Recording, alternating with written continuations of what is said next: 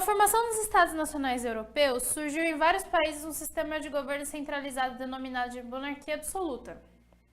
Bom, é o absolutismo, né? Sobre o caráter desse sistema de governo, diz o historiador Perry Anderson. O Perry Anderson, ele tem um texto clássico que é... Nossa, agora eu não vou lembrar. Minha memória não vai ajudar. Mas é a formação dos estados absolutistas. Eu acho que é esse o nome. É um texto clássico que ele fala de vários estados absolutistas. Ele fala de Espanha, ele fala de Inglaterra, ele fala de França, de Rússia. Então, e ele tem uma perspectiva marxista, tá? Ele, assim, a gente lê vários livros sobre formação de estados absolutistas com vários vieses. Então, não tem nenhum problema ler um texto marxista. E o Perry Anderson, ele é muito... Ele elabora uma teoria muito bem criada, né? E ele fala, abre aspas, né? De fato, a monarquia absoluta no Ocidente foi, portanto, sempre duplamente limitada pela persistência de corpos políticos tradicionais colocados abaixo dela, pela presença de uma lei moral situada acima.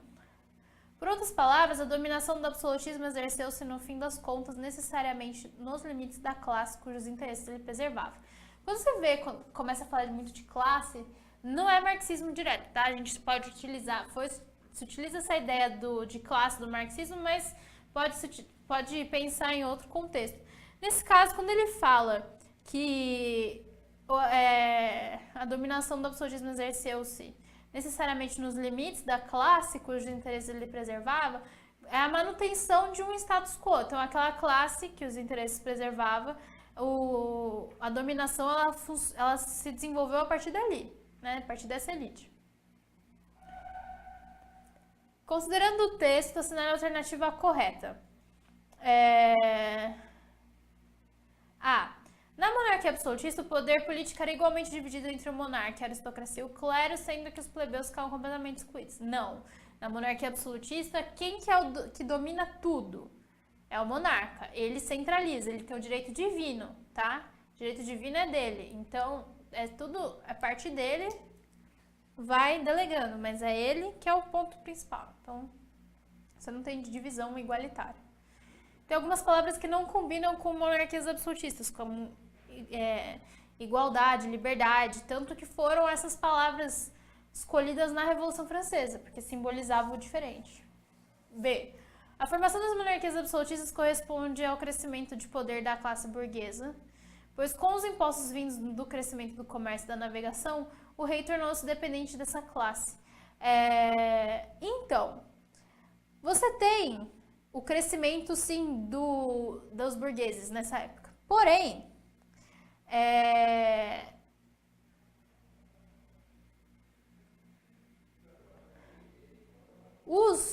como é que eu vou explicar?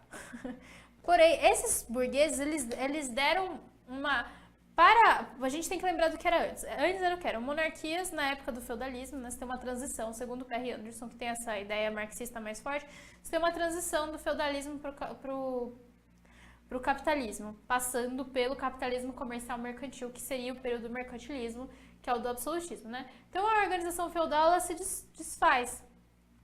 Só que essa elite feudal, ela se manteve no poder. Qual que é a diferença do absolutismo para o feudalismo? Quando tem o surgimento dessas classes, desses burgueses, desses comerciantes, eles queriam o quê? Uma institucionalização, uma centralização de poder para facilitar o seu próprio crescimento. Até porque você não precisava... Vou dar um exemplo bem bobo.